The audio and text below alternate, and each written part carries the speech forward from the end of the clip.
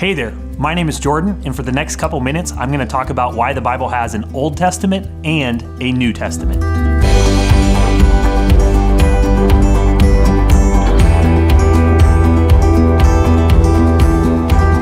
There are two main parts in the Bible.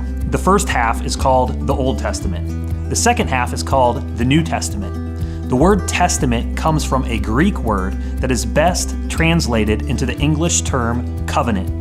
So the Old Testament is really the Old Covenant, and the New Testament is the New Covenant. Of course, this begs the question, what is a covenant? Put simply, a covenant is a bond. It's a special relationship that God has with a person or with a group of people. Listen to what God says in Exodus chapter 6, verse 7. I will take you as my own people, and I will be your God. Then you will know that I am the Lord your God, who brought you out from under the yoke of the Egyptians. God initiated a covenant with the descendants of Abraham, Isaac, and Jacob, who eventually became known as the nation of Israel. The purpose of the covenant was for God to demonstrate to the whole world that He is the one true God. And as part of this covenant, God gave Israel the law. His law is made up of a bunch of rules and regulations, basically commandments that Israel is supposed to keep. The story of the Old Testament is how Israel struggled to keep their end of the bargain, even though God was always faithful to them.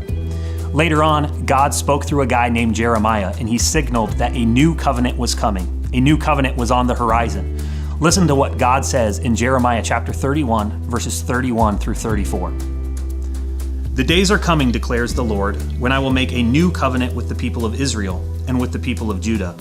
It will not be like the covenant I made with their ancestors when I took them by the hand to lead them out of Egypt, because they broke my covenant, though I was a husband to them, declares the Lord. This is the covenant I will make with the people of Israel after that time, declares the Lord. I will put my law in their minds and write it on their hearts. I will be their God, and they will be my people. No longer will they teach their neighbor or say to one another, know the Lord, because they will all know me, from the least of them to the greatest, declares the Lord. For I will forgive their wickedness and will remember their sins no more. The Bible makes it clear that this new covenant was established by God through the life, death, and resurrection of Jesus Christ, and that it's through Christ that we can be forgiven and have a personal relationship with God. This new covenant is not just available to the descendants of Israel. It's for each and every one of us.